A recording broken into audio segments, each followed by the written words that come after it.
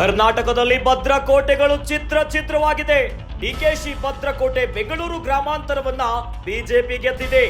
3 ಬಾರಿ ಸಂಸದರಾಗಿದ್ದ ಡಿಕೆ ಸುರೇಶ್ಗೆ ಈ ಬಾರಿ ಸೋಲು.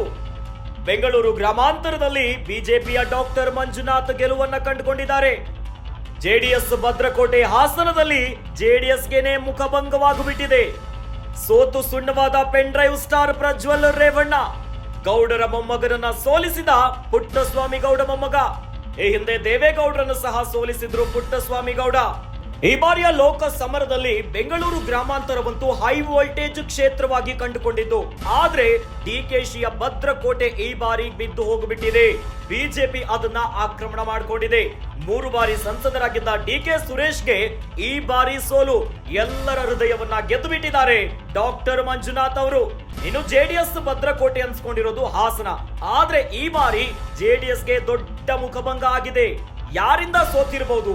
Pen drive star Prajwal Revanna ಅವರ ಪೆನ್ ಡ್ರೈವ್ ಪ್ರಕರಣವೇ ದೊಡ್ಡ ರೀತಿಯಾಗಿ ಆಘಾತವನ್ನ ತಂದು ಕೊಡ್ತಾ ಇರುವಂತ ಪ್ರಶ್ನೆ ಮೂಡ್ತಾ ಇದೆ.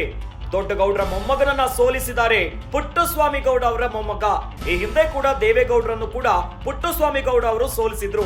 ಈಗ ಮತ್ತೆ ಜೆಡಿಎಸ್ ನ ಭದ್ರಕೋಟೆಯಲ್ಲಿ ಜೆಡಿಎಸ್ಗೆ ದೊಡ್ಡ ರೀತಿಯಾದಂತ ಒಂದು ಮುಖಭಂಗ ಆಗಿಬಿಟ್ಟಿದೆ. ಈ ಬಾರಿಯ ರಣಕಣದಲ್ಲಿ ಬೆಂಗಳೂರು ಗ್ರಾಮಾಂತರವಂತೂ ದೊಡ್ಡ ಮಟ್ಟಿಗೆ ಸದ್ದನ್ನ ಮಾಡಿತ್ತು. ಇನ್ನು ಈ ಬಾರಿ ಕೂಡ ಡಿಕೆಶಿ ಅವರು ಗೆದ್ದು ತಮ್ಮ ಭದ್ರಕೋಟೆಯನ್ನ ಇನ್ನಷ್ಟು ಬಿಗಿಗೊಳಿಸುತ್ತಾರೆ ಅನ್ಕೊಂತಿದ್ರೆ ಈ ಬಾರಿ ದೊಡ್ಡ ಶಾಕ್ ಆಗಿಬಿಟ್ಟಿದೆ. ಡಾಕ್ಟರ್ ಮಂಜುನಾಥ್ ಅವರು ಬಿಜೆಪಿಯಿಂದ ಟಿಕೆಟ್ ಅನ್ನ ಪಡೆದು ಈ ಬಾರಿ ಗೆದ್ದು ಬೀಗಿದ್ದಾರೆ.